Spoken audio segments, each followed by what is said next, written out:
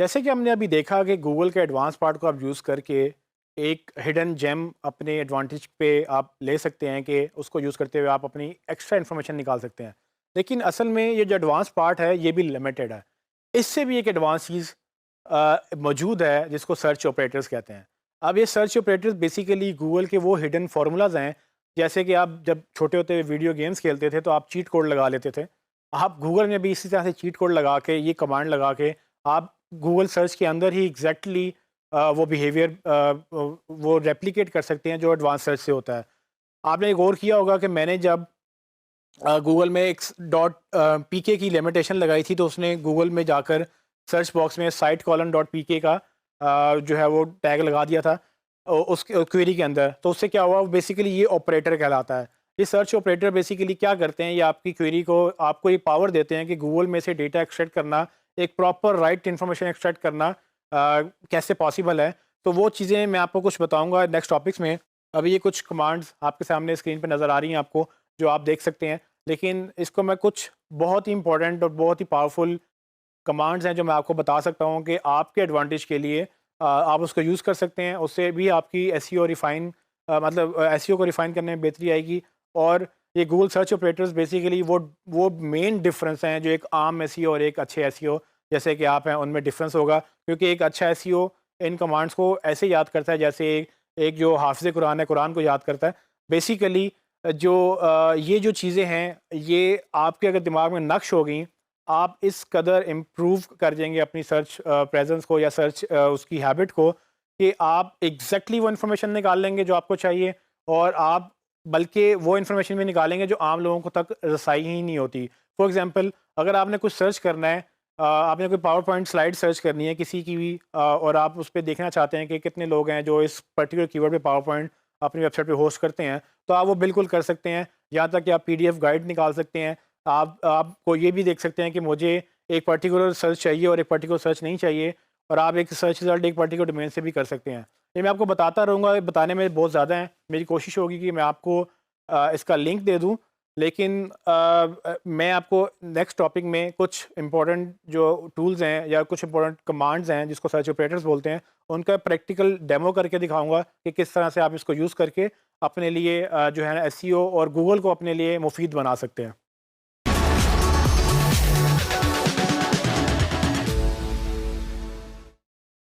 इस टॉपिक में मैं आपको कुछ लाइव एग्जांपल्स दिखाऊंगा कि किस तरह से आप कुछ सर्च ऑपरेटर यूज़ करके अपनी रिक्वायर्ड इन्फॉर्मेशन निकाल सकते हैं गूगल में से।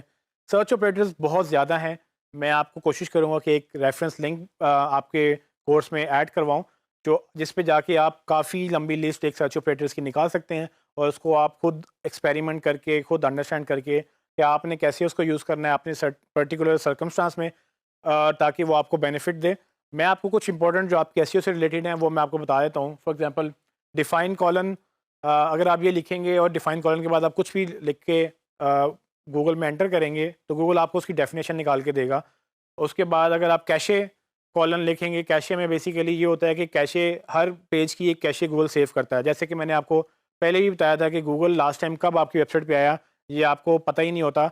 ये कैशे डेट आपको बताती है। आप अगर एक पर्टिकुलर यूआरएल जो है वो आप उसका देखना चाहते हैं कि कैशे डेट क्या है, तो आप कैशे कॉलन लिख के आगे यूआरएल लिखेंगे तो गूगल आपको उसकी डेट वो बता देगा कि लास्ट टाइम गूगल ने उसको कब क्रॉल किया। फिर फाइल टाइप, जैसे मैंने आपको पहले बताया कि अगर आपने कोई पर्टिकुलर फाइल टाइप निकालनी है, मतलब पीडीएफ फाइल्स या आपने पावर पॉइंट फाइल्स निकालनी है, एक डॉक्यूमेंट निकालने हैं, तो आप ये फाइल टाइप का कमांड यूज़ करके आप कीवर्ड लिखेंगे और आगे फाइल टाइप कॉलन आगे पीडीएफ या जो भी आपने एक्सटेंशन फाइल की निकालनी है वो आप लिखेंगे तो आपको सारा डेटा गूगल अपने डेटाबेस में से उस कीवर्ड के अगेंस्ट निकाल देगा जो जो उसके पास सेव्ड है। फिर साइड कॉलन, या भी हम जैसे कि हमने देखा इसमें डॉट पीके की मैंने कमांड लगाई थी पहले, जिसमें सिर्फ डॉट पीके के रिजल्ट आए थे। आप डॉट पीके के अलावा डॉट कॉम या बाकी सारे एक्सटेंशन भी यूज़ कर सकते हैं। लेकिन आप ये भी कर सकते हैं कि आप पर्टिकुलर अपने कंप्यूटर की डोमेन भी लगा सकते हैं। तो फॉर एग्जांपल, आपके कंप्यूटर की डोमेन का नाम है xyz.com, तो आप साइट कॉलन xyz.com लिखें और उसमें आगे कीवर्ड लिख दें, या उसमें आगे जो है इन टाइटल जो नेक्स्ट कमांड है उसको मिक्स करके इन टाइटल आप मोबाइल फ़ोन लिख दें। तो गूगल क्या करेगा, गूगल के डेटाबेस में जितने भी यूआरएल होंगे जो कि xyz.com के होंगे और उसके टाइटल में वो आपके कीवर्ड आ रहा होगा, वो सारे आपको रिजल्ट में दिखा देगा। जब ये आप कर लेंगे तो अल्टीमेटली आप उसमें वो, जैसे मैंने पहले बताया था कि आप एक एक्सरे मशीन की तरह उनको पूरा स्कैन कर सकेंगे, एग्जैक्टली उनकी कौन सी इन्फॉर्मेशन कहाँ पड़ी हुई है। आपको डिग इन करके उसको पूरी की पूरी वेबसाइट को रिसर्च करने की बजाय आप पर्टिकुलर कमांड लगा के, फ़िल्टर लगा के अपना डेटा गूगल के थ्रू ही हासिल कर सकते हैं, क्योंकि गूगल में उनकी पूरी वेबसाइट क्रॉल्ड होगी। तो मैं आपको कुछ एग्जांपल लाइव अभी छोटी सी एग्जांपल्स दिखाऊंगा, उसके बाद आप इसको खुद ही एक्सपेरिमेंट करते रहेंगे। आइए देखते हैं। आप google.com पे जाएँ और जाके कुछ भी सर्च करें। लेट्स सपोज़ कि मैं कैशे देखना चाह रहा हूँ उस्मान डॉट को, जो कि मेरी डोमेन है, और मैं गूगल में एंटर करता हूँ। सो उम्मीद है कि गूगल मुझे मेरे यूआरएल का जो लास्ट टाइम उसने इंडेक्स किया था वो दिखाएगा। तो आप देख सकते हैं कि गूगल का जो लास्ट कैशे वर्जन था गूगल ने वो लोड किया है मेरे पास। उसने वो डेट भी बता दी है कि लास्ट टाइम गूगल ने मेरी वेबसाइट कब, किस डेट को क्रॉल की थी और किस टाइम को क्रॉल की थी, और वो वर्जन भी लोड करेगा। आप ऊपर यूआरएल भी देखेंगे तो उसका URL web cache dot Google user content dot com URL भी चेंज हो गया है। हालांकि मैंने आपके सामने गूगल में कैशे कॉलन आगे अपनी डोमेन का नाम लिखा था। तो ये जैसे ही गूगल इसको लोड करेगा, ये वो वर्जन है जो गूगल के पास है। इसका मतलब ये हुआ, और अगर कुछ दिन हो गए हैं और मुझे पता है कि मैंने कोई नया कंटेंट ऐड किया है, वो कंटेंट इस वेबसाइट पे अगर आ भी गया है लेकिन गूगल के पास नहीं आया, क्योंकि गूगल के पास जो कैशे वर्जन है वो पुराना है, और जब तक कि वो नया वर्जन दोबारा क्रॉल नहीं करेगा उसके बाद नया वर्जन नहीं आएगा। तो ये एक छोटी सी एग्जांपल है जिस पे आप देख सकते हैं। उसके बाद मैं आपको एक और एग्जांपल दिखाना चाहूँगा जिसमें डिफ़ाइन की हमने बात की थी। डिफ़ाइन, अगर आप कोई भी वर्ड लिखते हैं डिफ़ाइन के बाद और कॉलन लिखें आगे, फ्रीलांसिंग को ही अगर हम डिफ़ाइन करना चाहें तो मैं डिफ़ाइन कॉलन लिख के फ्रीलांसिंग को लिख के एंटर करूँगा, तो गूगल क्या करेगा, उस कीवर्ड जो कि मैंने लिखा है उससे रिलेटेड डेफिनेशन निकालेगा। जैसे कि आप देख सकते हैं उसने डिक्शनरी के तौर पे मेरी कमांड को एक्सेप्ट किया, और इस ऑपरेटर ने असल में फ्रीलांस बेसिकली जो कि पेरेंट वर्ड है फ्रीलांसिंग का, वो दिखा दिया। उसके बाद वो उसकी रिज़ल्ट दिखा रहा है, और ना सिर्फ रिज़ल्ट दिखा रहा है, उसके बाद एक एरो का बटन है जिसको मैं क्लिक करके देख सकता हूँ कि ये कब से स्टार्ट हुआ है और over the period of time इसकी जो इम्पोर्टेंस है कैसे चेंज हुई। गूगल ये बड़ा इंटरेस्टिंगली एक ग्राफ शो करता है, और इसके तहत आप ये देख सकते हैं कि फ्रीलांसिंग कितनी तेज़ी से ग्रो कर रही है। सो ये डिफ़ाइन का ऑपरेटर है। डिफ़ाइन के ऑपरेटर के बाद एक और हमने बात की थी कि फ़ाइल टाइप का ऑपरेटर है। सो फॉर एग्ज़ाम्पल मुझे फ़ाइल टाइप पीडीएफ चाहिए, गाइड्स चाहिए, हाउ टू फॉर्मेट या how to optimise mobile phones. मैं एक रैंडम सर्च कर रहा हूँ, लेकिन मेरी जो मेन फ़ोकस है वो फ़ाइल टाइप कमांड है, जिसको मैंने पीडीएफ कमांड लिखा है। इस कमांड के तहत अगर आप सर्च करेंगे, लिखेंगे, तो गूगल क्या करेगा, वो ये सारे वर्ड्स ढूँढेगा उस पीडीएफ फ़ाइल में जो उसके पास इंडेक्स्ड है। तो आप देख सकते हैं कि मेरे पास जो रिज़ल्ट्स आ रहे हैं, उसमें सारी की सारी पीडीएफ फ़ाइल्स हैं। आप उसका टाइटल देखें तो आगे पीडीएफ छोटा-सा लिखा हुआ है, जो गूगल बताता है कि ये फ़ाइल है। जिस पे आप क्लिक करेंगे तो बेसिकली आपको पीडीएफ फ़ाइल पे ले जाएगी, और नीचे उसका यूआरएल भी दिखा रहा है। इसी तरह से आप नीचे स्क्रॉल करते जाएँ तो आप गौर करेंगे कि सारे के सारे जो रिज़ल्ट्स हैं वो पीडीएफ फाइल्स के ही हैं। यहाँ तक कि जो आखिर में ये रिज़ल्ट भी, ये भी पीडीएफ का ही है। तो इससे आप पीडीएफ कर लें, डॉक कर लें, पीपीटी कर लें, जो भी एक्सटेंशन आप यूज़ करेंगे वो आपको यहाँ पर गूगल उसका रिज़ल्ट दिखाएगा। जैसे मैंने डॉक किया तो आप देखेंगे डॉक के रिज़ल्ट्स आ जाएँगे, और टोटल गूगल के पास कितने रिज़ल्ट्स हैं, तकरीबन 17,300 रिज़ल्ट्स हैं गूगल के पास इस फ़ाइल टाइप में और इस कीवर्ड के अगेंस्ट। ये कीवर्ड ओपन एंडेड है, इसमें एग्जैक्टली ऐसे नहीं आ रहा होगा, किसी में ऑप्टिमाइज़ होगा, किसी में मोबाइल्स होगा। तो ये आपने बस देखना है कि अगर आपने इसको एग्जैक्ट चाहिए तो आप इसको डबल कोट लगा के आप एग्जैक्ट कमांड दे सकते हैं कि एग्जैक्टली सारी फ्रेज़ जो है इस तरह से आनी चाहिए। अब आई डोंट नो वो कितनी एक्यूरेट होगी, वो बिल्कुल एक्यूरेट नहीं थी। उसने बताया कि उसको कोई रिज़ल्ट ऐसा नहीं मिला जिसमें ये कमांड एग्जैक्टली आ रही थी, और ये बड़ा रैंडम सा मेरी क्वेरी थी, तो ये ऐसे होगी भी नहीं। लेकिन कम से कम आपको ये आइडिया हो गया कि किस तरह से गूगल इस ऑपरेटर को एक्सेप्ट करता है as a command.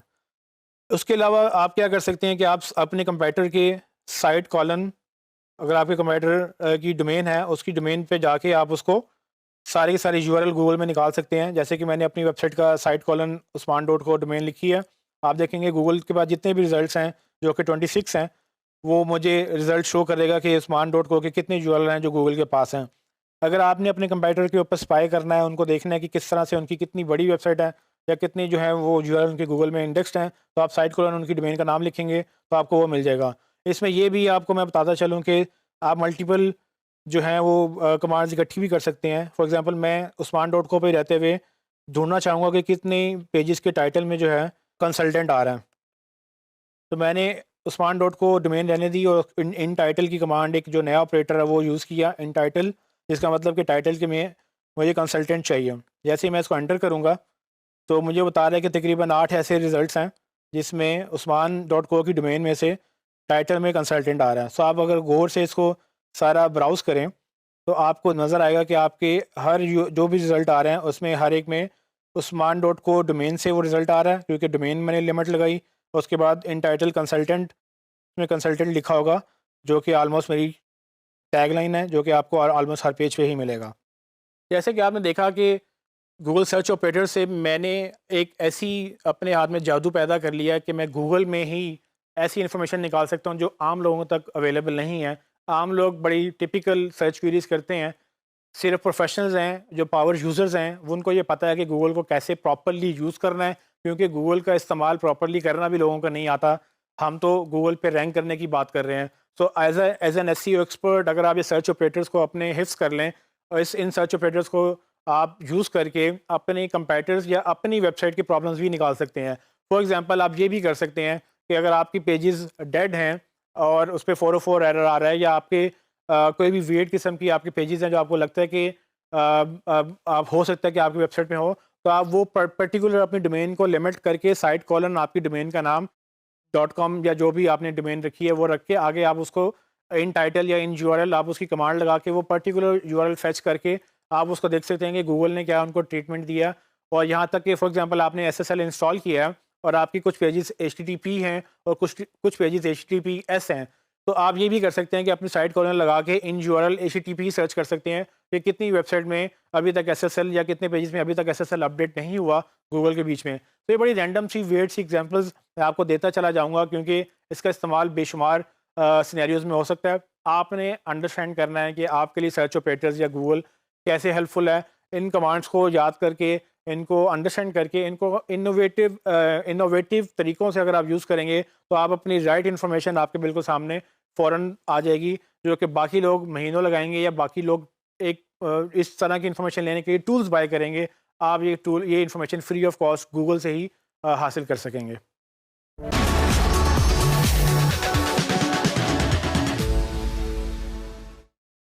Google maps Google की एक बहुत बड़ी प्रोडक्ट है और उम्मीद है कि आपने कभी ना कभी गूगल मैप्स यूज़ किए होंगे, चाहे आपके मोबाइल पे यूज़ किए हों या आपने डेस्कटॉप पे यूज़ किए हों। गूगल मैप्स भी एक एक अपनी नौयत की एक डिफरेंट प्रोडक्ट थी जो गूगल ने लॉन्च की, और करते करते वो इस कदर मेन प्रोडक्ट बन गई कि अब आप कहीं जाने का बगैर गूगल मैप्स के सोचते भी नहीं हैं। उसकी रीज़न ये है कि अगर आपको रास्ता आता भी है बट आपको ट्रैफिक देखनी हो तो लाइव ट्रैफिक का जो फीचर गूगल मैप्स देता है वो किसी और प्रोडक्ट में अवेलेबल नहीं। तो गूगल मैप्स एक बहुत बड़ी नेसेसिटी बन गई है कुछ लोगों की ज़िंदगी में, जो सिर्फ़ और सिर्फ लॉन्ग रूट पे या डेली रूटीन में वो ये देखते हैं कि कौन से जगह से जाया जाए ताकि ट्रैफिक कम से कम मिले उनको और वो जल्दी घर पहुंच सकें या जल्दी ऑफिस पहुंच सकें। लेकिन असल में गूगल प्रोडक्ट यूज़र एंड के अलावा बिजनेस एंड पे भी बड़ी इंपॉर्टेंट बन चुकी है, क्योंकि गूगल के रिजल्ट्स अक्सर आप देखेंगे कि आपको गूगल जो .com पे भी नज़र आते हैं। सो गूगल मैप्स के रिजल्ट गूगल .com पे नज़र आते हैं। जैसे कि अगर आप किसी रेस्टोरेंट का सर्च करें अपने लोकेलिटी में, तो गूगल आपको लोकेशंस दिखाता है उन रेस्टोरेंट्स की जो आपके इर्द गिर्द जहाँ पर आप मौजूद होते हैं, या उस सिटी में या उस जगह पे जहाँ पर आपने उसके जगह ढूंढी हुई होती है।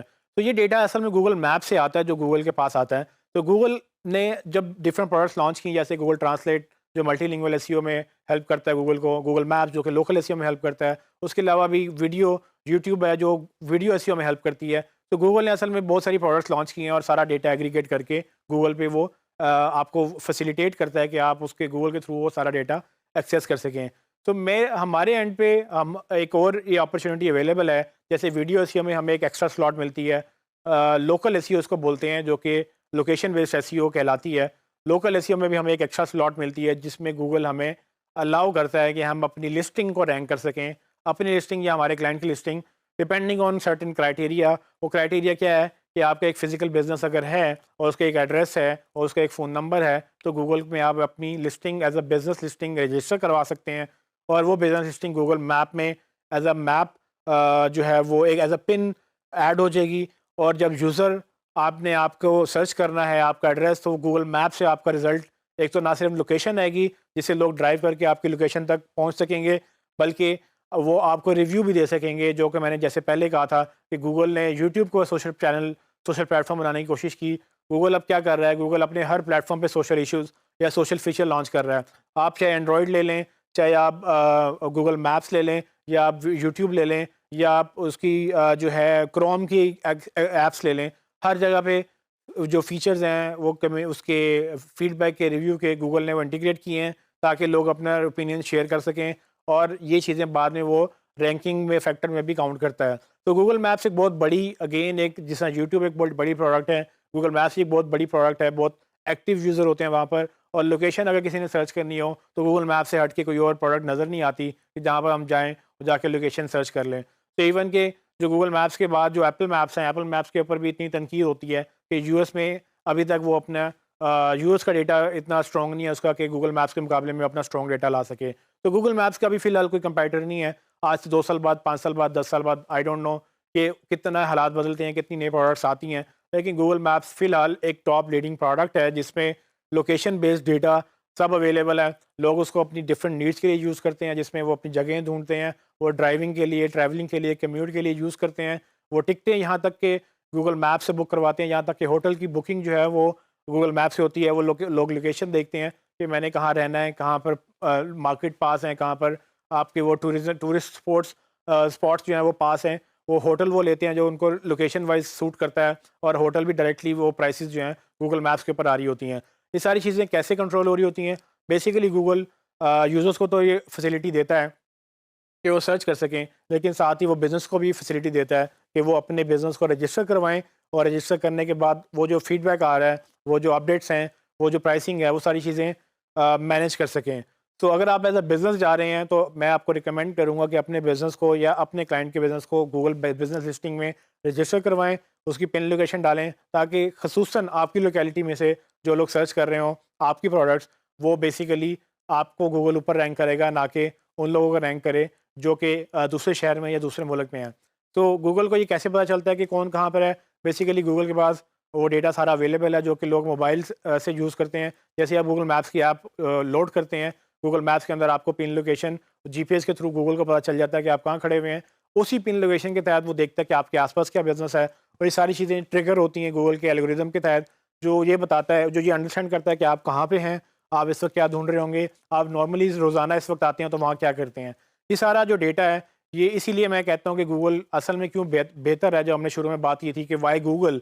गूगल इसलिए बेहतर है कि गूगल ये सारा डेटा डिफरेंट जगहों से एग्रीगेट करके एक मेजर उसकी पेरेंट जो समझ लें डेटाबेस में एग्रीगेट करता है, और आपकी प्रोफाइल आपके अकाउंट के साथ लिंक्ड है, और गूगल आपकी बिहेवियर, आपकी सारी चीज़ें ट्रैक करता है, और जहाँ तक भी देखता है कि आप घर से ऑफिस कब जाते हैं, ऑफिस से घर कब जाते हैं, और आप ऑफिस जाके क्या सर्च करते हैं, घर जाके क्या सर्च करते हैं। और ये सारी चीज़ें गूगल के पास हैबिट और पैटर्न ट्रैकिंग फैसिलिटीज़ अवेलेबल हैं। गूगल यहाँ तक भी जानता है कि अगर आपकी डिवाइस आपकी जो फैमिली यूज़ करती है, तो उनमें से वो बच्चा कब यूज़ कर रहा है, बड़ा कब यूज़ कर रहा है, और कौन कितने लोग हैं जो एक ही डिवाइस को मल्टीपल टाइम यूज़ करते हैं। तो ये सारा डेटा गूगल के पास अवेलेबल है। उसकी यही रीज़न है कि गूगल के पास गूगल मैप्स जैसी और बड़ी ज़्यादा प्रोडक्ट्स हैं। लेकिन इस नेक्स्ट कुछ टॉपिक्स में मैं आपको गूगल मैप्स के रीज़न बताऊँगा कि क्यों हमें इसको यूज़ करना है एसईओ के लिए, और किस तरह से आप इस पे रैंक कर सकते हैं, ताकि आप एसईओ को जिस तरह से वीडियो में हमने बेहतर एक अलहदा एक लिस्टिंग हासिल की थी, हम मैप्स के थ्रू भी एक अलहदा लिस्टिंग लें और अपनी एसईओ को बेहतर करें।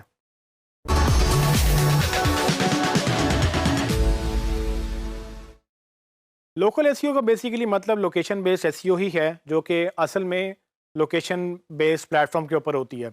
और लोकेशन बेस्ड प्लेटफॉर्म जैसे कि हमने पहले जिक्र किया कि गूगल मैप्स है, गूगल मैप्स से बेहतर अगेन अभी तक कोई प्रोडक्ट नहीं है। बिंग के भी मैप्स हैं, एप्पल के भी मैप्स हैं, लेकिन वो इस तरह से आपको फीचर्स नहीं देते। यहाँ तक कि फेसबुक के भी मैप्स अवेलेबल हैं।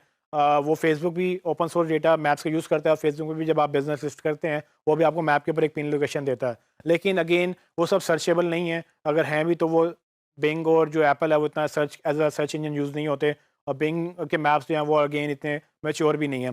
सो होता क्या है कि अल्टीमेटली गूगल ही ऐसी प्रोडक्ट बचती है जो कि एक स्टैंडर्ड सेट करती है, और हमें भी इसी को देखना है, क्योंकि जब हमसे क्लाइंट रिक्वेस्ट करेंगे या हमें पैसे देंगे जिस काम के लिए, हमने भी उनको रिजल्ट दिखाने हैं उस जगह पे जहाँ पर एक्चुअली हमें रिजल्ट मिलेंगे। So local SEO basically in short वो सब चीज़ें जो हम लोकल एसईओ को बेहतर करने के लिए, मतलब लोकल लिस्टिंग को बेहतर करने के लिए, जो कि हम बिजनेस लिस्टिंग गूगल मैप्स के ऊपर बनाएंगे, जो भी हम काम करेंगे उसको लोकल एसईओ में काउंट करेंगे। उसमें कुछ चीज़ें सिमिलर हैं जो हम पहले डिस्कस कर चुके हैं, कुछ चीज़ें डिफरेंट हैं क्योंकि प्लेटफॉर्म डिफरेंट है, उसकी रिक्वायरमेंट डिफरेंट है, तो उसके मुताबिक वो चीज़ें डिफरेंट होगी। तो इन शॉर्ट, जब भी आप कोई लोकेशन बेस्ड चीज़ सर्च करते हैं तो गूगल आपको इस तरह का रिजल्ट ट्रिगर करता है जिसमें वो आपको लोकेशंस दिखाता है। मैंने फॉर एग्जांपल रेस्टोरेंट सर्च किया, तो रेस्टोरेंट में आप देखिए मेरे पास मेरे आसपास के रेस्टोरेंट मुझे लाहौर में नज़र आए। अगर आप इसको पिन पॉइंट करते, लेट्स सपोज कि आप अपने रेस्टोरेंट लिखते अपने लोकेशन के अंदर, अपने मोहल्ले के अंदर, अपने टाउन के अंदर, तो वो आपको गूगल मैप्स उधर से लोकेशन एग्जैक्टली दिखाता। अगर आप मोबाइल से इसको सर्च करेंगे या आपने अपने डेस्कटॉप पे गूगल को मोबाइल की एक्सेस दी हुई है, सॉरी लोकेशन की एक्सेस दी हुई है, तो गूगल आपकी लोकेशन आपके डेस्कटॉप से भी ट्रैक कर सकता है और आपको आसपास रिजल्ट दिखाएगा। सो ये अगर आपका बिजनेस या जिस बिजनेस के लिए आप काम कर रहे हैं वो लोकेशन बेस्ड बिजनेस है, तो गूगल मैप्स के ऊपर ना होना is like a suicidal mode, कि आपका ना होना बहुत ही खतरनाक हो सकता है, क्योंकि आपके सारे कंपैटिटर्स गूगल मैप्स के ऊपर होंगे और वो एक एडिड लिस्टिंग अपनी रैंक करवा रहे होंगे। जिस तरह से वीडियो की एक एडिड लिस्टिंग रैंक होती है, उस तरह से मैप्स की भी एक एडिड लिस्टिंग रैंक होती है। अगर आपका बिजनेस ऐसा है जो कि लोकेशन ओरिएंटेड है, जिस पे गूगल आपको खत भेज के कंफर्म कर सकता है कि आपका एड्रेस है, तो आप उसको लाजमी रजिस्टर करवाएं। अगर आपका नहीं भी है और आप सर्विस बेस्ड कंपनी है, फॉर एग्जांपल आपका एक ऑफिस तो है लेकिन लोग चल के आपके पास नहीं आते, आप चल के लोगों के पास जाते हैं, जिस तरह से होम डिलीवरी सर्विसेज होती हैं या ऐसी सर्विसेज जो आप घर बैठे अवेल कर सकते हैं, वो लोग भी गूगल उनको भी कहता है कि वो भी रजिस्टर करें। और फिर जब वो रजिस्टर करते हैं, गूगल उनसे पूछता है कि आप किस किस एरिया में सर्व करते हैं। वो जहाँ जहाँ सर्व करते हैं वहाँ वहाँ अगर कोई उस सर्विस से रिलेटेड सर्च करे तो वहाँ पर उनको वो भी नज़र आते हैं। मैं आपको कुछ नेक्स्ट टॉपिक में बताऊंगा कि किस तरह से आपने लिस्टिंग क्रिएट करनी है और उसको कैसे ऑप्टिमाइज़ करना है। सो फिलहाल ये अंडरस्टैंड कर लें कि रेगुलर एसईओ में और लोकल एसईओ में ये फ़र्क है। रेगुलर एसईओ वेबसाइट की एसईओ होती है, जबकि लोकल एसईओ सिर्फ और सिर्फ लोकेशन बेस्ड जो लिस्टिंग है आपकी, जो कि गूगल मैप्स या इससे रिलेटेड आपने कोई और लिस्टिंग बनाई है, तो उस सबको आप ऑप्टिमाइज़ करेंगे, तो उन सबको आप लोकल एसईओ में काउंट करते हैं।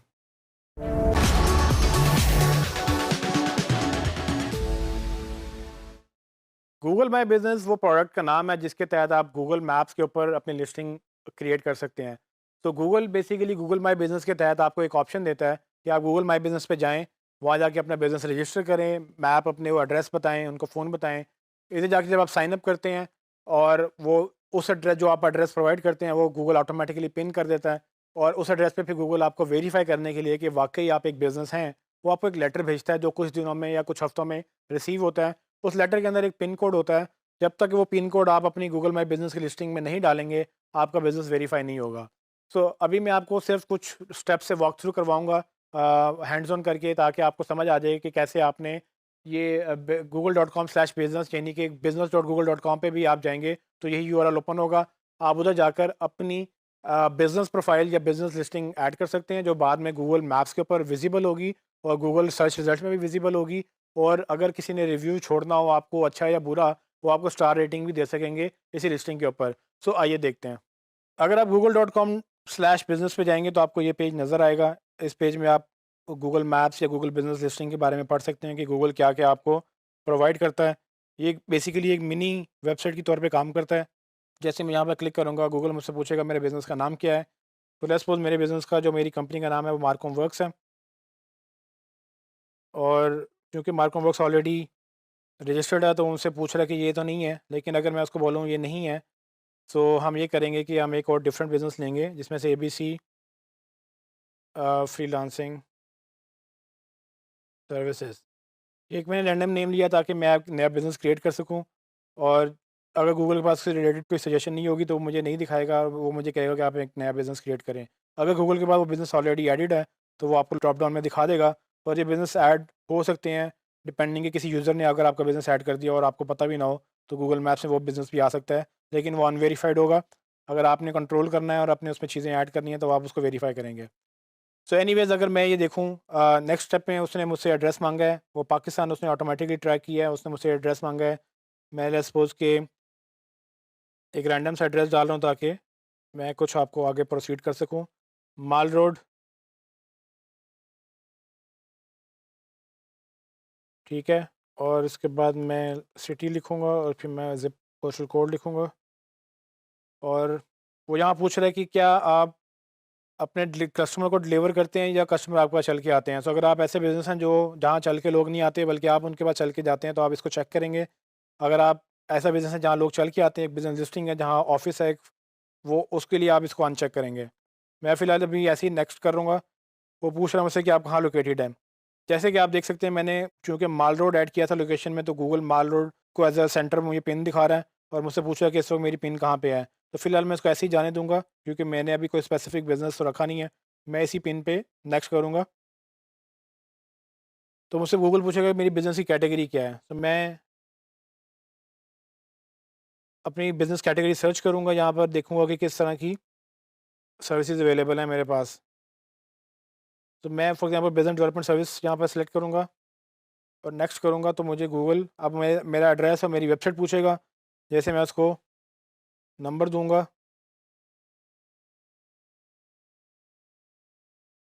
उसको नंबर दूँगा और मैं उसको बोल दूँगा कि मुझे वेबसाइट नहीं चाहिए फ़िलहाल, या फिर मेरी अगर वेबसाइट है तो मैं वो दोबारा वो भी डाल सकता हूँ रैंडम एक्सपेरिमेंट के लिए।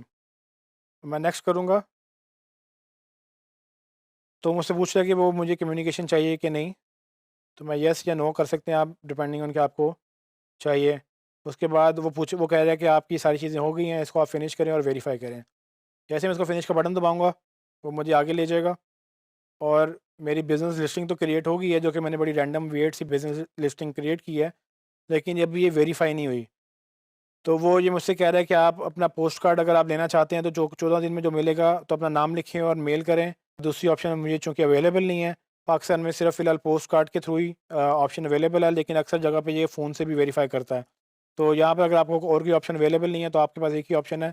आप यहाँ पर अपना नाम लिखेंगे, जो बंदा लेटर रिसीव करेगा, उसका नाम लिख के आप मेल कर देंगे, तो आपको वो पोस्ट कार्ड डिलीवर हो जाएगा। ये पोस्ट कार्ड बेसिकली एक प्रिंटेड पोस्ट कार्ड होगा, जिस पे आपका कोड लिखा होगा, जो आपको ज़रूरत पड़ेगी इसको वेरीफ़ाई करने के लिए। सो जैसे ही आप उसको वेरीफ़ाई कर लेंगे, आप ये देखेंगे कि आपको एक जो बिज़नेस लिस्टिंग है, आपको ये प्रॉपर्ली एक डैशबोर्ड मिलेगा जिसमें आप जाके लॉगिन कर सकते हैं और हम नेक्स्ट टॉपिक में इसको देखेंगे कि इसको कैसे यूज़ करना है। तो गूगल माय बिज़नेस लिस्टिंग से बेसिकली आप अपने गूगल मैप्स के ऊपर एक प्रेजेंस जनरेट करते हैं। एक चीज़ आपने ध्यान में रखनी है कि अगर आप फर्स्ट टाइम रजिस्टर कर रहे हैं तो आपको सजेशन में कोई बिज़नेस नहीं मिलेगा। लेकिन ये भी पॉसिबिलिटी है कि आप इतने पॉपुलर थे कि किसी ने खुद जाके गूगल मैप्स में आपकी लिस्टिंग खुद ऐड कर दी है। गूगल ये सहूलत प्रोवाइड करता है सबको। आप भी कोई बिज़नेस ऐड कर सकते हैं जो आपको बार-बार जहाँ जाना होता है और आपको लगता है कि गूगल मैप्स पे वो एग्ज़िस्ट नहीं करते हैं। आप भी वहाँ जाकर वो अपना वो बिज़नेस लिस्टिंग गूगल मैप्स में डाल सकते हैं। फ़र्क सिर्फ़ इतना है कि उनको पता भी नहीं होगा। अगर आपका बिज़नेस किसी ने डाला है तो आपको भी नहीं पता होगा। लेकिन वो उस बिहाफ़ पे वो पब्लिक इन्फॉर्मेशन जो है, वो एक पब्लिक एडिट भी कर सकेगी। अगर आप ये चाहते हैं कि आपका बिज़नेस अगर गूगल के ऊपर है और वो आपके कंट्रोल में रहे, तो आप क्या करेंगे कि आप खुद अपना बिज़नेस डालेंगे और अगर आपका बिज़नेस ऑलरेडी किसी ने डाला है, तो आप उसको क्लेम करेंगे। क्लेम करने का एक ही तरीका है, क्योंकि एड्रेस वो आपका होगा, जो भी लेटर भेजेगा गूगल, वो आपके एड्रेस पे आएगा। अगर आप खुद अपना बिज़नेस रजिस्टर करके वेरीफ़ाई कर लेंगे और अगर ऑलरेडी पड़ा हुआ था, तो उसको भी वेरीफ़ाई कर लेंगे, तो वो आपके अकाउंट में गूगल आपको उसकी ओनरशिप दे देगा और अब उसमें कोई चेंजेज़ नहीं कर सकेगा, क्योंकि वो चेंजेज़ सिर्फ़ आप कर सकेंगे। ये एक तरह से एक नेसेसिटी बन गई है कि अगर आपका बिज़नेस है और वो कोई भी पब्लिक इन्फॉर्मेशन डालकर आपके नाम से अपना अपना फ़ोन नंबर डाल दे, और वो पॉसिबिलिटी है कि कोई भी अपना फ़ोन नंबर डाल के आपके नाम से वो लिस्टिंग डाल सकता है। तो आपने मेक श्योर करना है कि आपके नाम की कोई और लिस्टिंग नहीं है और आपको कोई फ़ेक यूज़ नहीं कर रहा, और आप अपनी लिस्टिंग खुद डालें ताकि लोग जब गूगल में सर्च करें, आप गूगल मैप से मिल जाएँ। और अगर आपका बिज़नेस ऐसी जगह पे है जहाँ पर लोकेशन मतलब समझाना मुश्किल है लोगों को, लोग बार-बार फ़ोन करके पूछते हैं कि जी कहाँ पे आना है, कैसे आना है, कौन से फ्लोर पे आना है। अगर आप गूगल मैप्स में सारी लिस्टिंग डाल देंगे, गूगल मैप्स उनको स्टेप बाय स्टेप खुद ही डायरेक्शन जनरेट करके देगा, जैसे यूज़र्स को आमतौर पे वो बाकी चीज़ों के लिए करता है, और इससे आपकी काफ़ी ज़्यादा जो है वो कन्वीनियंस बढ़ जाती है, और अच्छी इन्फॉर्मेशन के साथ गूगल भी आपको रिवॉर्ड करता है कि आपने यूज़र एंड से एक्सपीरियंस बेहतर किया है, तो वो आपको भी ऊपर रैंक करता है।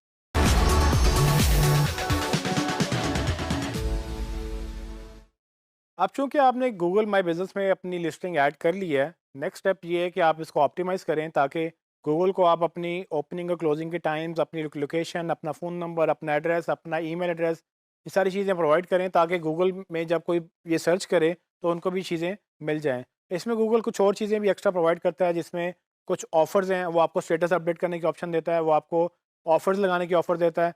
कि आप अपनी डिस्काउंट ऑफर लगा सकते हैं, कूपन कोड लगा सकते हैं। यहाँ तक कि अगर आप ऐसे मुल्क में हैं जहाँ गूगल ये सर्विस प्रोवाइड करता है कि वो आप उनका फ़ोटोग्राफ़र ऑर्डर कर सकते हैं, जो उनका फ़ोटोग्राफ़र आएगा और आपकी तस्वीरें लेके बड़ी अच्छे से अंदर से और बाहर से सारी तस्वीरें लेकर आपकी लिस्टिंग में डाल देगा। तो वो सर्विसेज़ भी गूगल मुहैया करता है, क्योंकि अल्टीमेटली ये लिस्टिंग गूगल का एक और प्लेटफ़ॉर्म है। लोग समझते हैं कि गूगल का सोशल मीडिया चैनल नहीं है, लेकिन गूगल मैप्स इटसेल्फ ये गूगल का सोशल मीडिया चैनल है। इसमें लोग बाकायदा इंटरैक्ट करते हैं। आपने किसी बिज़नेस के पास जाना हो, तो आप उस बिज़नेस को पहले गूगल मैप्स में देख सकते हैं, उसकी लोकेशन देख सकते हैं, उसके बाहर से, अंदर से, आस-पास की जगहें देख सकते हैं और यहाँ तक कि उनके ऑफ़िस का इंटीरियर देख सकते हैं, डिपेंडिंग ऑन कि उन्होंने वो इन्फॉर्मेशन ऐड की हुई है। तो अगर आप खुद से तस्वीरें अच्छी खींच के अपने ऑफ़िस की तस्वीरें लगाएँ, अपने स्टाफ की तस्वीरें लगाएँ, अपनी वो सारी अपडेट्स लगाएँ, सारी चीज़ें पॉसिबल हैं। मैं आपको अभी लाइव डेमो दिखाऊँगा। जितनी इन्फॉर्मेशन आप ज़्यादा डालेंगे, उतने चांसेज़ हैं कि आपकी लिस्टिंग ऊपर आएगी। तो आइए देखते हैं। मैं दोबारा से उसी लिस्टिंग पे जाऊँगा जो मैंने अभी पिछले टॉपिक में बनाई थी। इसमें आप देख सकते हैं कि एबीसी फ्रीलांसिंग सर्विसेज़ का एक डैशबोर्ड मुझे मिल चुका है। वेरिफ़िकेशन चूँकि मैंने अभी तक नहीं किया है, मुझे वो लेटर मैंने नहीं मँगवाया। जब मैं लेटर मँगवाऊँगा तब ये वेरिफ़िकेशन होगी और ये पब्लिकली अवेलेबल हो जाएगी। इन द मीन टाइम मैं बाकी चीज़ें देखूँगा कि गूगल मुझे क्या-क्या ऑप्शंस दे रहा है। वो देखें आप, यहाँ पर मुझे गूगल ऑप्शन दे रहा है कि आप अपनी लिस्टिंग पूरी करें, जिसमें मुझसे क्या माँग रहा है, वो कह रहा है कि जी आप पहले अपने घंटे ऐड करें, कि आप कब ओपन होते हैं, कब क्लोज़ होते हैं, तो मैं यहाँ जाके अपने आवर्स ऐड कर सकता हूँ।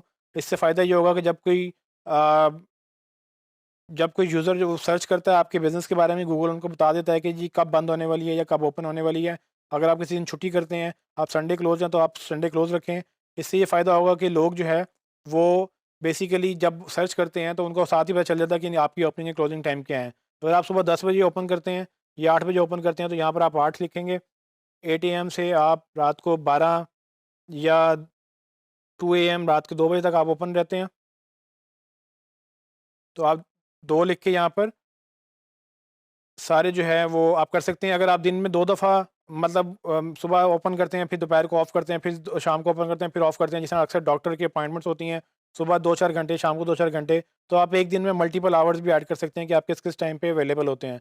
तो ये सारी जो फैसिलिटी है वो गूगल प्रोवाइड करता है लोगों को, ताकि वो जो है उसको अपना टाइमिंग बता सकें और ये बाद में लोगों लोगों को हेल्प करती है। जब लोगों को हेल्प करती है तो अगेन अल्टीमेटली ये गूगल आपको इसका रिवार्ड करता है।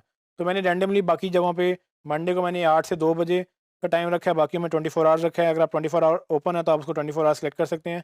जैसे मैंने इसको सेव करूँगा, गूगल मेरा कंप्लीशन स्कोर बेहतर करेगा। मैं होम पे जाता हूँ वापस, तो आप देखेंगे कि वो ऑलरेडी मेरा 65% हो गया। वो मुझे कह रहा है कि अपनी डिस्क्रिप्शन ऐड करें, प्रोफाइल पिक्चर ऐड करें, वगैरह-वगैरह, ये सारी चीज़ें मुझे सजेशन दे रहा है ताकि मैं अपनी 100% लिस्टिंग को पूरी करूँ। राइट साइड पे वो बता रहा है कि मेरे जैसे बिज़नेस जो हैं वो और क्या-क्या कर रहे हैं, वो अपनी ऑफ़र्स लगा रहे हैं। ये गूगल का एक तरीका है मुझे कन्विंस करने का कि मैं गूगल का ये प्लेटफ़ॉर्म यूज़ करूँ, ताकि मैं भी वो ऑफ़र्स लगाऊँ जो बाकी लोग वो ऑफ़र लगा रहे हैं। और वो मेरे लोकेशन के आस-पास मुझे बता रहा है कि लोग और क्या-क्या कर रहे हैं। तो मैं यहाँ से क्रिएट पोस्ट का बटन दबा के, जिस तरह फेसबुक में स्टेटस अपडेट लगता है, उसमें मैं भी एक स्टेटस अपडेट लगा सकता हूँ। और आप देखेंगे कि इसमें पूरा एक इमेज और उसकी जो है वो पोस्ट और बाकी सारी चीज़ें, इवेंट है तो इवेंट, ऑफ़र है, प्रोडक्ट है या कुछ भी है, डिफरेंट तरीक़ों से मैं कुछ भी यहाँ पर पब्लिश कर सकता हूँ। और ये चीज़ें सबसे इंटरेस्टिंगली ये चीज़ें गूगल के सर्च इंजन में अवेलेबल होंगी। और इसीलिए ये मैं ज़्यादा पावरफुल इसलिए समझता हूँ कि जब कोई सर्च करेगा आपकी इस प्रोडक्ट से रिलेटेड, उसको गूगल आपकी प्राइस भी दिखाएगा, आपकी रेंज भी दिखाएगा, आपका नाम और सब चीज़ें, प्रोडक्शन वगैरह सब चीज़ें वो दिखाएगा, और यहाँ तक कि आप इसको प्रीव्यू भी कर सकेंगे। तो ये बड़ा इंटरेस्टिंग और बड़ा पावरफुल टूल है गूगल की तरफ से, जो कि लोकेशन में आप काफ़ी अगर आप लोकेशन मार्केटिंग कर रहे हैं तो आपको ये बेहतर रहेगा। आप नहीं भी कर रहे हैं तो मेरी रिकमेंडेशन है कि आप इसको करें। रिव्यूज़ तो आपको तब मिलेंगे जब बेसिकली आपको लोग देखेंगे और उसके बाद आपके रिव्यूज़ आपको देंगे। अक्सर लोग स्ट्रैटेजी ये करते हैं कि वो रिव्यू लेने के लिए फ्री ऑफ़र या कुछ डिस्काउंट दे देते हैं, ताकि वो यूज़र उस डिस्काउंट को लेने के लिए ऑफ़र आपको रिव्यू फ्री करें। फ़िलहाल हम ये नहीं कर सकेंगे, क्योंकि जब तक हम वेरीफ़ाई नहीं करेंगे हमारी लिस्टिंग पब्लिक नहीं होगी तो हमें कोई रिव्यू नहीं दे सकेगा। इस तरह से वो मुझे स्टैट्स कह रहा है कि आपके स्टैट्स मन यानी कि जिस तरह गूगल एनालिटिक्स मैंने आपको शो किया था पिछले टॉपिक्स में, कि कैसे गूगल एनालिटिक्स से आप ट्रैक कर सकते हैं कि कौन-कौन लोग आ रहे हैं, कहाँ पे आ रहे हैं, कहाँ से एग्ज़िट कर रहे हैं। गूगल आपकी लोकल लिस्टिंग की स्टैट्स यहाँ शो करता है, जब तक आप वो पब्लिक नहीं जाएँगे तब तक वो आपको नहीं यहाँ शो करेगा। मैं आपको जल्दी से लेफ्ट साइड में जो कॉलम्स हैं मैं इनके टैब्स आपको शो कर देता हूँ कि डिफरेंट टैब्स में क्या ऑप्शंस अवेलेबल हैं। होम का आपने सेक्शन देख लिया। होम के बाद मैंने पोस्ट के सेक्शन में गया, तो वहाँ पर मैं अपनी एक स्टेटस पोस्ट लगा सकता हूँ, डिपेंडिंग ऑन के मैं क्या उस वक्त अपडेट कर रहा हूँ। यहाँ पर आप डेली की 1 पोस्ट या 10 पोस्ट लगा सकते हैं। ये सारा कंटेंट गूगल में एक्सेसिबल होगा और विजिबल होगा। अभी मुझे वो एरर दे रहा है कि जब तक मैं वेरीफाई नहीं करूँगा तब तक मैं उसको नहीं लगा सकता। मैं इन्फो में जाता हूँ। इन्फो बेसिकली मेरी बिज़नेस की इन्फॉर्मेशन है कि उसमें मैंने इमेज क्या रखना है, अपना बैनर इमेज क्या रखना है, अपनी मैंने सर्विसेज क्या ऐड करनी है, अपना एड्रेस चेंज करना है या अपना मैंने सर्विस एरिया चेंज करना है। अब मैंने अपने ओपनिंग आवर्स, स्पेशल आवर्स और अपना फ़ोन नंबर, अपनी डोमेन, अपनी एट्रीब्यूशन, सारी चीज़ें मैं जो चेंज करना चाहूँ मैं अपनी प्रोफाइल यहाँ पर बिल्ड कर सकता हूँ। यहाँ तक कि अगर मैं कोई मेरे एक से ज़्यादा स्टोर्स हैं तो मैं अपने स्टोर का कोड भी लिख सकता हूँ कि ये मेरा store number 1, store number 2, store number 3 या जो भी कोड आपने डिसाइड किए हैं अपने स्टोर्स के, वो भी आप लिख सकते हैं। उसके बाद अगर आपने रिमूव करनी हो लिस्टिंग, आपका ये बिज़नेस बंद हो गया या लिस्टिंग ऐसी रिमूव करनी है तो आप वो भी कर सकते हैं। अल्टीमेटली इनसाइट्स पे जाएँगे, ये वही चीज़ है जो रिज़ल्ट्स की मैं बात कर रहा था। गूगल जब आपको ये स्टैट्स दिखाएगा, जब आपकी लिस्टिंग वेरीफ़ाई होगी, यहाँ पर वो आपको बताएगा कितने लोगों ने आपको सर्च किया, कितने लोगों ने देखा, कितनों ने क्लिक किया, कितनों ने कॉल किया और कितनों ने यहाँ तक कि आपकी लोकेशन जनरेट की अपने मोबाइल से आपकी लोकेशन तक आने तक। ये सारी चीज़ें ब काफ़ी वैल्यूएबल हैं। जब आप बिज़नेस लोकल बिज़नेस जब आप चलाएँगे, तब आपको ये काफ़ी चीज़ें हेल्पफुल रहेंगी। उसके बाद रिव्यूज़ जब भी आपको कोई छोड़ेगा, तो रिव्यू सेक्शन में यहाँ पर आपको रिव्यूज़ नज़र आएँगे। आप हर रिव्यू का जवाब दे सकते हैं। अच्छे रिव्यूज़ को आप ऑफ़ कोर्स एप्रिशिएट करते हैं और जो बुरे रिव्यूज़ होते हैं, वो भी आपके कंट्रोल में नहीं होंगे। जब आप सर्विस अच्छी नहीं देंगे, तो लोग अक्सर कोशिश करते हैं कि वो आपको रिव्यू बुरा दें। सो अगर आपको लगता है कि आपने सर्विस अच्छी दी है और लेकिन फिर भी उसने नाजायज़ बुरा रिव्यू छोड़ा है, तो आपके पास ये अपॉर्च्युनिटी होती है कि आप उसका जवाब दे सकते हैं कि वो बंदा सच बोल रहा है या झूठ बोल रहा है। उसके बाद मैसेजिंग का एक ऑप्शन है जो कि लोग आपको मैसेज कर सकते हैं। एक प्रॉपर जो है वो लोग आपसे सवाल पूछ सकते हैं। वो डिफरेंट तरह की एक इनबॉक्स के टाइप एक आपको ऑप्शन है। आपको ईमेल देनी नहीं पड़ती। यहाँ से ही लोग आपको मैसेज छोड़ेंगे जहाँ पर आप जब उसका रिप्लाई करेंगे तो आपके सारा यहाँ पर डेटा स्टोर्ड होगा। फ़ोटोज़ जैसे मैंने आपको पहले बताया था कि फ़ोटोज़ आप खुद भी ऐड कर सकते हैं या आप अपनी किसी फ़ोटोग्राफ़र को ऑर्डर कर सकते हैं। कुछ मुल्कों में जो गूगल है वो खुद रिकमेंड करता है, आप उनकी फ़ोटोग्राफ़र्स को हायर कर सकते हैं। तो यहाँ पर डिफरेंट कैटेगरीज़ की फ़ोटोज़ हैं, प्रोफ़ाइल, कवर, वीडियो। उसके बाद आप आगे चलते जाएँ, देखेंगे ऊपर उन्होंने टैब्स बनाए हुए हैं, वीडियोज़ आप यहाँ पर अपलोड कर सकते हैं, इंटीरियर डिज़ाइन की यहाँ चीज़ें अपलोड करें, एक्सटीरियर की यहाँ पर अपलोड करें। आप वर्क में कैसा वर्क स्टाइल है आपकी, इंटीरियर कैसा है आपका, डेकोरम कैसा है, आपके किचन कैसा है, सारी चीज़ें आप एट वर्क किस तरह से अपना माहौल एक वो आप बेटर माहौल आप प्रोवाइड करते हैं, वो आप यहाँ पर ऐड करें। टीम की फ़ोटोज़ आप यहाँ ऐड करें, आइडेंटिटी यानी कि ब्रांडिंग, जो आके आपकी ब्रांडिंग आपका लोगो वगैरह जो आपका बैनर होगा वो आप यहाँ पर अपलोड करेंगे। तो ये सारी चीज़ें गूगल आपको प्रोवाइड करता है ताकि एक कॉम्प्रिहेंसिवली आप उसको अपना ब्रांड इमेज बिल्ड कर सकें। वेबसाइट का एक फ़ीचर है जो कि गूगल ये कहता है कि अगर आपकी वेबसाइट नहीं है तो आप गूगल माय बिज़नेस की आप छोटी-सी वेबसाइट बना सकते हैं जो Google as a website show करेगा।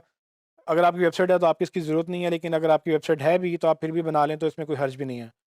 फाइनली अगर आपको किसी यूज़र को ऐड करना है, तो आप ये यूज़र्स में जाके उन लोगों को ऐड कर सकते हैं ताकि आप अपने क्लाइंट को एक्सेस दे सकें, या आप ये भी कर सकते हैं कि अगर क्लाइंट ने आपको ऐड करना है तो वो अपने यूज़र्स में जाएगा और आपको एक्सेस दे देगा।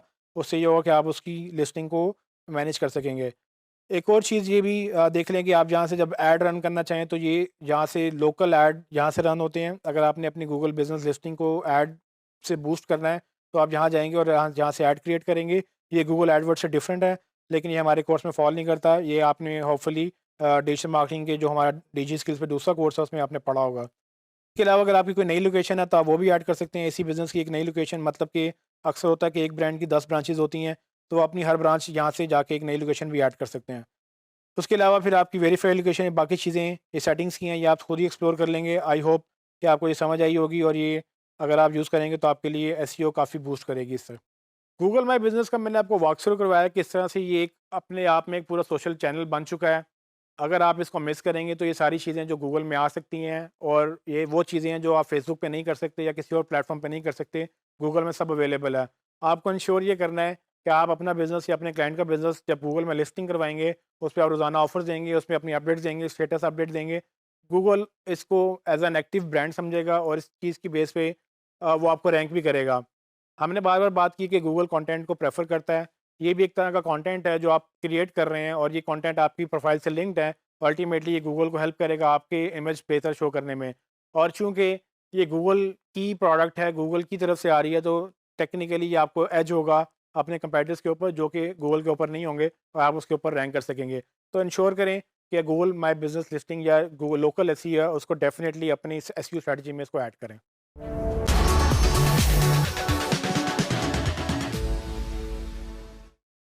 जिस तरह से एसईओ में हर चीज़ के सिग्नल्स हैं, गूगल उन सिग्नल्स को पकड़ता है जिनको हम फैक्टर्स बोलते हैं, और उन फैक्टर्स के ऊपर गूगल हम हमारी वेबसाइट रैंक करता है।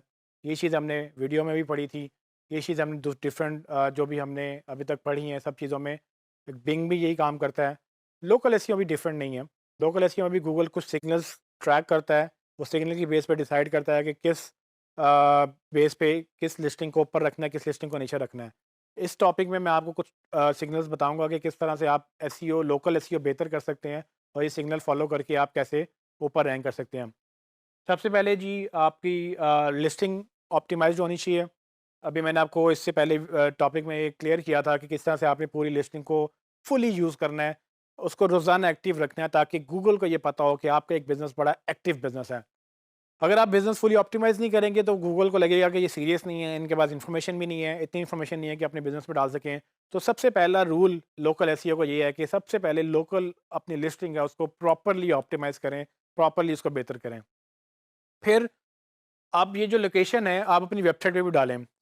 आपको अपनी लोकल लिस्टिंग की लोकेशन अपनी वेबसाइट से भी लिंक करनी होती है, और लिंक करने का एक तरीका ये है कि आप उसको एम्बेड करते हैं गूगल मैप्स के तौर पे अपनी वेबसाइट के ऊपर, ताकि लोग वेबसाइट पे जाएँ तो वो क्लिक करके मैप्स पे चले जाएँ और मैप से क्लिक करके वेबसाइट पे आ जाएँ। तो ये दोनों का इंटरलिंकिंग जो है गूगल को ये हिंट देती है कि ये बेसिकली एक-दूसरे से लिंक्ड हैं, और जब आप ये करते हैं काम तो अल्टीमेटली वो लिंक करता है कि हाँ, भाई ठीक है, ये बिज़नेस जो है इस लोकेशन के साथ अटैच्ड है, और ये लोकेशन जब सर्च हो या ये बिज़नेस सर्च हो तो ये लोकेशन और ये वेबसाइट दिखानी है। तो ये एक और फैक्टर है जो गूगल मेजर करता है लोकल एसईओ में, तो आपको इंश्योर करना है कि आप इसको ऐड करें। उसके बाद जो इम्पोर्टेंट फैक्टर है वो ये गूगल ये कहता है कि अगर आप एक लोकेशन में एग्जिस्ट करते हैं तो आप उस लोकेशन के बारे में कंटेंट क्रिएट करेंगे। फॉर एग्जांपल होता ये है कि हम कुछ बिजनेसेस सिर्फ एक लोकेशन को कैटर करते हैं। वो लोकेशन से मुराद क्या है कि लेट्स सपोज एक रेस्टोरेंट है, वो एक पर्टिकुलर टाउन में ही या एक पर्टिकुलर शहर में ही अपनी सर्विसेज कैटर करता है। अब किसी दूसरे शहर से वो वहाँ खाना खाने लोग नहीं आएंगे अनटिल कि वो शहर में हो और उनको खाने भूख लगी हो, तो उसके आसपास हो वो जाके खा लेंगे। सो रेस्टोरेंट नॉर्मली जब मार्केटिंग की सोचते हैं तो अपने एरिया में देखते हैं या अपने टाउन में देखते हैं या आसपास फॉर एग्जांपल अपने शहर में देखते हैं। तो उनको कोई गर्ज नहीं है बाहर की चीज़ों से, तो वो क्या करते हैं कि वो लोकल एसईओ पे रिलाई करते हैं कि लोकल एसईओ में जब कोई सर्च करे तो हम ऊपर आ जाएं। गूगल ये कहता है कि अगर आपने लोकल एसईओ बेहतर करनी है तो आप इंश्योर ये करें कि आप लोकल कंटेंट भी क्रिएट करें, ताकि गूगल को ये लगे कि ये लोकल बिजनेस जो है ये बड़ा बेहतरीन बिजनेस है, ये लोकल ऑडियंस को भी हेल्प करता है। अगर कोई मोबाइल स्टोर की दुकान है, फॉर एग्जांपल मैं अब मोबाइल स्टोर रन कर रहा हूँ, मैं एक लोकल स्टोर भी हूँ जहाँ पर लोग चल के आ सकते हैं मेरे पास। मैं कंटेंट किस तरह का क्रिएट कर सकता हूँ कि लोकल ऑडियंस को टारगेट करे। फॉर एग्जांपल मैं एक डायरेक्टरी बना सकता हूँ कि जी मेरी मोबाइल शॉप है, तो मैं नहीं चाहूँगा कि मैं अपने बाकी मोबाइल शॉप्स की कंपैरेटिव्स की लिस्ट बनाऊँ, लेकिन मैं ये तो बता सकता हूँ कि भाई ठीक है, ये कुछ सर्विसेज हैं, अगर आपने मोबाइल रिपेयर करना है, मोबाइल ज़ोन या दूसरे एडवांस टेलीकॉम या जितने भी मोबाइल कंपनी हैं जहाँ से आप मोबाइल ख़रीदते हैं, उनकी ऑफिसेज़ की मैं एक लिस्ट बना लूँ कि भाई ये वो डायरेक्टरी है जहाँ से आप जाके अपना मोबाइल रिपेयर करा सकते हैं, ये वो फ़ोन जो हम आपको बेच रहे हैं उसकी वारंटी आप यहाँ से जाके क्लेम कर सकते हैं। तो उसकी डायरेक्टरी जब आप बना लेंगे, अल्टीमेटली क्या होगा कि आप लोगों को हेल्प कर रहे होंगे उस लोकल कंटेंट को जनरेट करने में, और लोकल कंटेंट जनरेट होने की वजह से लोकल ऑडियंस आपके पास आएगी जिसको प्रॉब्लम आ रही है उस शहर में। तो गूगल जब लोकल ऑडियंस आएगी तो उसके सिग्नल देखेगा कि इस वेबसाइट पे लोकल लोग बहुत ज़्यादा आते हैं, तो इसको लोकल जब सर्च करें तो ये बिज़नेस बहुत रेलिवेंट है, मुझे इसको ऊपर रैंक करना है। रिगार्डलेस कि आप कंटेंट किस तरह का क्रिएट कर रहे हैं, as long as that is relevant to your website, that is relevant to your audience, वो एक अच्छा कंटेंट है। तो आपने कंटेंट अपनी ऑडियंस को देखते हुए, अपने बिज़नेस को देखते हुए क्रिएट करना है, और जो भी मेक सेंस करता है, यानी कि whatever that makes sense for your business, for your audience, उसको आप ज़रूर ऐड करें ताकि गूगल को ये सिग्नल मिले कि आप लोकल बिज़नेस एक अच्छे लोकल बिज़नेस हैं। उसके अलावा ये भी होता है कि जब आप एक गूगल में रजिस्टर करवा लेते हैं तो गूगल के अलावा भी बड़ी डायरेक्टरीज अवेलेबल हैं आज के दौर में, जहाँ पर आप अपनी वेबसाइट से हैं वो रजिस्टर करते हैं, बिजनेस रजिस्टर करते हैं। फॉर एग्जांपल आपको अगर अगर आपके घर पिक्सल का फ़ोन लगा हुआ है तो पिक्सल की एक फ़ोन डायरेक्टरी मिलती होती थी किसी ज़माने में, जो कि अब ऑनलाइन चली गई है। अब वो येलो पेजेस के नाम से जाने जाते हैं, जिसमें एक्चुअली सारे बिजनेस का डेटाबेस होता है। तो आप ये भी करेंगे कि आप अपने डेटा दूसरी डायरेक्टरीज में भी जाके सबमिट करेंगे।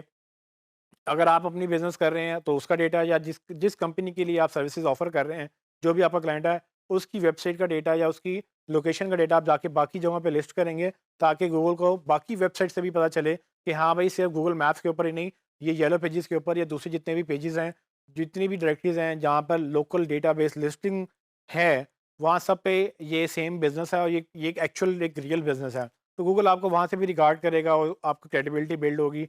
ट्रस्ट बिल्ड होगा और वो आपको रैंक करेगा। उसके बाद जो फाइनल एक ऑप्शन है वो ये कि लिंक बिल्डिंग आपको अपने लोकल बिजनेस के लिए भी चाहिए होती है। तो आप ये याद रखें कि लिंक बिल्डिंग भी गूगल का एक बहुत मेन रैंकिंग सिग्नल है। गूगल ये कहता है कि अगर आपकी लोकेशन अच्छी है तो लोग इसको लिंक करेंगे, वो अपनी तरफ से अपनी वेबसाइट में आपको रिकमेंड करेंगे। याद रहे कि गूगल जो लिंक्स को वोट के तौर पे काउंट करता है। तो जितने लोग आपको लिंक करेंगे इसका मतलब उतने लोग आपको वोट कर रहे हैं, आपकी क्रेडिबिलिटी बढ़ रही है। तो अगर आप एसईओ कर रहे हैं, लिंक बिल्डिंग कर रहे हैं, तो कोशिश करें कि कुछ लिंक्स अपनी लोकल लिस्टिंग के भी बनवाएँ। अगर आपने टीम रखी है, अगर आप खुद कर रहे हैं तो आप खुद बनाएँ, ताकि वो लोकल लिस्टिंग भी उन कीवर्ड्स के ऊपर रैंक करना शुरू करे जिन कीवर्ड्स के अगेंस्ट आप चाहते हैं। क्योंकि अगर अगेन कंपटीशन वेबसाइट्स में डिफरेंट है, अगर आप लोकल एसईओ में कंपटीशन करेंगे तो बहुत कम लोग होंगे जो गूगल माय बिज़नेस के ऊपर होंगे, तो आपका कंपटीशन कम हो जाएगा। वैसे आपका कंपटीशन वेबसाइट टू वेबसाइट बहुत ज़्यादा है, लेकिन लिस्टिंग टू लिस्टिंग कंपटीशन कम है। तो अगर आप लिस्टिंग टू लिस्टिंग बीट करके ऊपर आ जाएँ, तो अगर आपकी वेबसाइट रैंक नहीं भी कर रही, गूगल आपको लोकेशन बेस पे नंबर 1 पे शो कर सकता है अगर आपकी लोकेशन की लिस्टिंग अच्छी है। Why in the mean time आप अपनी दूसरी एसईओ पे काम कर सकते हैं, लेकिन आपकी ट्रैफ़िक नहीं रुकेगी। लोग क्लिक करने वाले ये बॉदर नहीं करते कि रिज़ल्ट वीडियो में आ रहा है, मैप्स में आ रहा है या वेबसाइट में आ रहा है। एज़ लॉन्ग एज़ उनको राइट इन्फॉर्मेशन मिल रही है, वो पहले रिज़ल्ट पे क्लिक करेंगे जहाँ उनको लगेगा ये हमारे लिए ठीक रिज़ल्ट है, वो आप पे आपकी वेबसाइट पे आना शुरू कर देंगे। आपने बस इंश्योर करना है कि सारे चैनल जो हैं उनको यूज़ करें, उनको उनके ऊपर कैपिटलाइज़ करें और उनको ऑप्टिमाइज़ करके गूगल पे रैंक करें।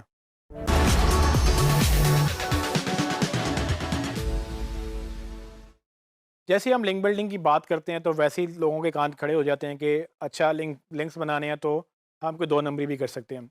हमने पहले ही बड़ी डिटेल में डिस्कस किया कि आपने लिंक स्कीम्स या दूसरे जो लिंक के 2 नंबर तरीके हैं जिनको हम ब्लैक हैट एसईओ भी बोलते हैं, वो आपने नहीं करने। सो यही चीज़ लोकल एसईओ में भी काउंट होती है। लोकल लिस्टिंग अगर आप बनाएँगे तो आपने इंश्योर करना है कि लिंक्स आप बनाएँ, लेकिन ये भी इंश्योर करना है कि लिंक्स एथिकल हों। अगर आप लिंक स्कीम में या दूसरे गलत काम करेंगे तो आपकी लोकेशन लिस्टिंग गूगल ना सिर्फ डी रैंक करेगा, बल्कि वो हो सकता है कि आपको बैन भी कर दें। तो कुछ चीज़ें हैं जिनको अवॉइड करना है, वो मैं आपको अभी बता देता हूँ, जिनमें जो बताने की ज़रूरत होनी नहीं चाहिए क्योंकि ये ऑलमोस्ट अनएथिकल चीज़ें हैं। लेकिन फिर भी अगर आपको लगता है कि कुछ ऐसी जगह पे आपका क्लाइंट आपसे ऐसी चीज़ें एक्सपेक्ट कर रहा है जो इस ज़िम्मे में फ़ॉल करती हैं, आप उनको पोलाइटली बताएँ कि ये चीज़ें आउट ऑफ स्कोप हैं, इस तरह से कि गूगल इसको पसंद नहीं करता, अल्टीमेटली आपकी लिस्टिंग डाउन होगी।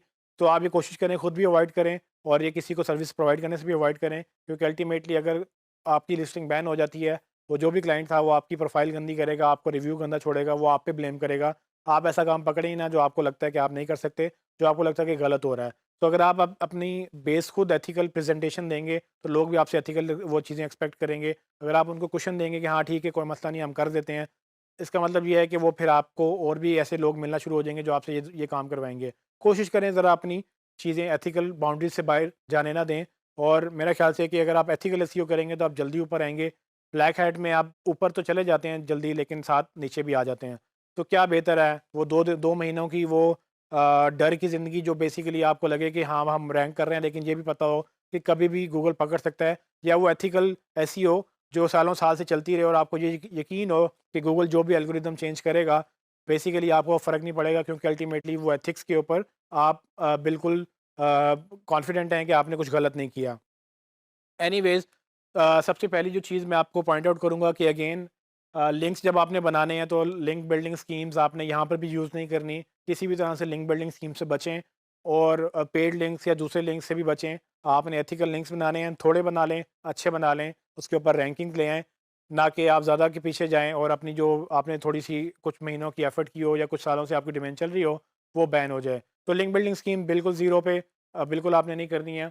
उसके बाद अब गूगल का ये जो फॉर्मेट है, गूगल रिव्यूज़ को भी एक वेटेज देता है कि लिस्टिंग में चूँकि रिव्यूज़ लोग छोड़ सकते हैं, उन रिव्यूज़ की बेस पे गूगल डिसाइड करता है कि आपको ऊपर जाना है कि नहीं। अच्छा, ज़रूरी नहीं है कि आपके रिव्यूज़ ज़्यादा हैं और ज़्यादा अच्छे हैं तो आप ऊपर ही आएँगे। ये जिस तरह से बाकी हमने एसईओ की बात की थी जिसमें 200 प्लस फैक्टर्स हैं, उसमें इसके भी कुछ फैक्टर्स हैं जो कि गूगल एक मेजर करता है और एग्रीगेट करके एक एग्रीगेट रिज़ल्ट निकाल के एक वो स्कोर असाइन करता है। तो अगर आपके रिव्यूज़ ज़्यादा अच्छे हैं और आपकी बाकी चीज़ें भी अच्छी हैं, तो बेसिकली आप ऊपर रैंक करेंगे। लेकिन अगर कोई वेबसाइट ऐसी है जो सिर्फ रिव्यूज़ पे फोकस कर रही है, उसके 200, 400, 500, 1000, 2000 रिव्यूज़ हैं, लेकिन वो लिंक बिल्ड नहीं कर रहे हैं या बाकी काम ऑप्टिमाइज़ेशन नहीं कर रहे हैं, तो ज़रूरी नहीं है कि वो ऊपर रैंक करें। आप 10-15 रिव्यूज़ से भी उससे ऊपर रैंक कर सकते हैं।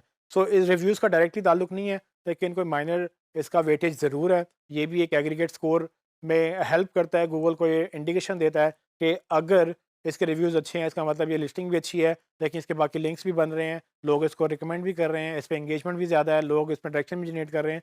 तो गूगल सारी चीज़ें एग्रीगेट करता है, उसके बाद आपको एक वेटेज देता है कि भाई ये नंबर 1 पे आएगी या नंबर 2 पे आएगी या बिल्कुल कहीं पर भी नहीं आएगी।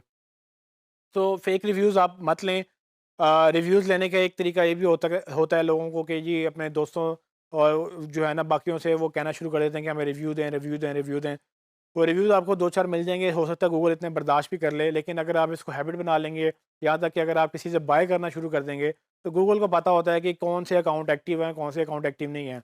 आप ऐसे अकाउंट से रिव्यूज़ लेंगे जो बिल्कुल एक्टिव नहीं हैं, वो आपको नुकसान पहुँचाएँगे और गूगल के एल्गोरिदम बहुत स्ट्रॉन्ग है, जो कि ऑलरेडी ये फ़ौरन पकड़ लेते हैं। अच्छा तरीका रिव्यूज़ लेने का ये है, रिव्यू माँगने में कोई शर्म नहीं है, लेकिन आप वैल्यू प्रोवाइड करें। फॉर एग्ज़ाम्पल मेरे कुछ क्लाइंट्स हैं जो क्या करते हैं, वो 5% डिस्काउंट देते हैं उन कस्टमर्स को जो रिव्यू छोड़ते हैं। सो अगर जब कस्टमर चल के आता है, वो मोबाइल रिपेयर करने आ रहा है, वो डॉक्टर है या कोई भी है, वो अपना फाइनल बिल में वो कहता है जी ठीक है, उनको ऑफ़र दी जाती है रिसेप्शन की तरफ से कि अगर आप रिव्यू देंगे तो हम आपको 5% ऑफ कर देंगे। वो रिव्यू ऑफ कोर्स तभी देगा जब वो अ, उसको अच्छा लगेगा और वो रिव्यू देगा और अपना 5% डिस्काउंट लेगा। तो ये प्रॉपर एक अच्छी स्ट्रैटेजी है, एथिकल स्ट्रैटेजी है कि आप उनको वैल्यू देंगे और वैल्यू से कस्टमर खुश होगा और वो आपको रिव्यू भी अच्छा देगा और ऑनेस्ट रिव्यू देगा, क्योंकि आपने उसकी हेल्प की है, वो आपकी हेल्प करेगा। और ये रिव्यूज़ एक दफ़ा जब आप गेन कर लेते हैं तो उसके बाद ये आपका एसेट बन जाते हैं, क्योंकि अच्छा रिव्यू लेना इटसेल्फ एक ये आर्ट है। अगर आप नहीं लेंगे तो आप पीछे रह सकते हैं। अगर आपका कंपैरेटर रिव्यू लेता जा रहा है तो ऑफ कोर्स वो आपसे बेहतर हो जाएगा। इसके बाद एक और चीज़ मैं पॉइंट आउट करूँगा कि अगर चूँकि गूगल ने आपको फैसिलिटी दी है कि आप कुछ भी इसके ऊपर लिख सकते हैं, टाइप कर सकते हैं, अपनी ऑफ़र लगा सकते हैं, इसको अब्यूज़ मत करें। क्योंकि अगर आप गलत ऑफ़र लगाएँगे, धोखे वाली मतलब ऐसी चीज़ें जो एक्चुअली एग्ज़िस्ट नहीं करती हैं, आपने बताया कुछ, दिखाया कुछ और असल में कुछ था, गूगल ने जिस दिन पकड़ा उस दिन आपको वो बैन करेगा। इससे बेहतर ये है कि आप लोगों को धोखा दें या उनको गलत चीज़ें उनको बताएँ, जो है एक्चुअली वही बताएँ।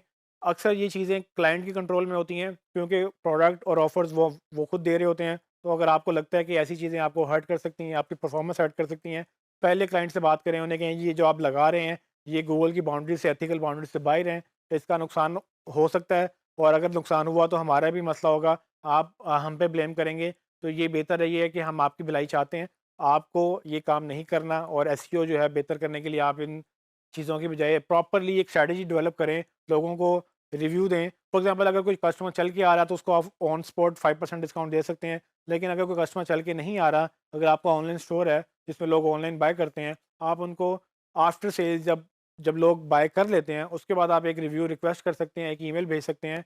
वो ईमेल लोगों को जाती है, उसमें एक कूपन होता है कि भाई आपने हमसे बाय किया, आई होप कि आपका एक्सपीरियंस अच्छा था। अगर आपको लगता है कि आपका एक्सपीरियंस अच्छा था, तो ये हमारा एक रिव्यू हमें यहाँ पे जाके दें और जब आप रिव्यू देंगे, हमें उसका स्क्रीनशॉट भेजें। हम आपको उसके अगेंस्ट ये सर्टेन ऑफ़र या सर्टेन चीज़ हम फ्री में भेजेंगे या हम आपको डिस्काउंट देंगे, नेक्स्ट टाइम आप शॉपिंग करेंगे, आपको 10% डिस्काउंट है। तो ये एक प्रॉपर स्ट्रैटेजी लोग जो अडॉप्ट करते हैं, इससे आपके लॉन्ग टर्म रिलेशनशिप बिल्ड होते हैं क्लाइंट के साथ और वो आपको ना सिर्फ अच्छा रिव्यू देते हैं, बल्कि आपकी लिस्टिंग ऊपर आती है और इसी तरह से आपकी जो एसईओ है, वो बेहतर हो जाती है। सो एसईओ अकेले काम कर सकती है, लेकिन अगर आप एसईओ रेगुलर एसईओ, वीडियो की एसईओ, फिर आप लोकेशन की एसईओ और आप मल्टीलिंगुअल एसईओ या आप दूसरी चीज़ों की एसईओ, ये सारी चीज़ें आप इकट्ठी करके एक फुल कॉम्प्रिहेंसिव स्ट्रैटेजी के साथ अपनी वेबसाइट को ऑप्टिमाइज़ करेंगे, तो आप मल्टीपल जगहों से रैंक कर रहे होंगे। एक-एक कीवर्ड पे आपके 4-4 5-5 बल्कि हो सकता है कि 10 के 10 पोज़ीशंस आप ही वो ले जाएँ, अगर आप इंटेलिजेंटली अपने कीवर्ड्स को प्लान आउट करते हैं, अपनी क्वेरीज़ को प्लान आउट करते हैं।